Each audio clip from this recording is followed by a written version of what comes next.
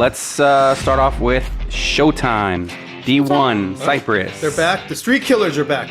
Streak Killers. The Street Killers are back. I'm trying to find the dried They got the Cakers, Yes. plural. Uh-huh. Which one's better? I always say it's Cat. I'm always going to say it's Cat. But that's Because she threatened to beat your ass. Hey, man. It's not the first time. I'll leave it at that. It's... You okay? Yeah. Let's go. Did somebody threaten to beat you up? Probably. Okay.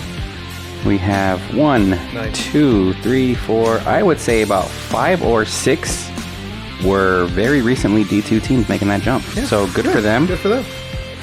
I still think right now it's RBK and Raptors, and Yeah, should be. Everybody else. As it should we'll see how it goes. Yeah, as it I should don't. be. I mean, Showtime are the Street Killers. We'll see if they have another one in them. Well, there's also rumors that Showtime's bringing in ex-NFL player onto the roster.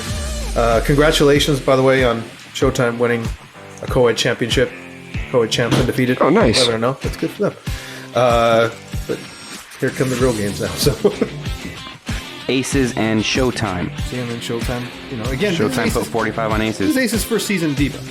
Hey, props to them. They moved up. They picked up Daniel Cortez. They picked up M3. They picked up some talent. Isaiah is playing on that squad.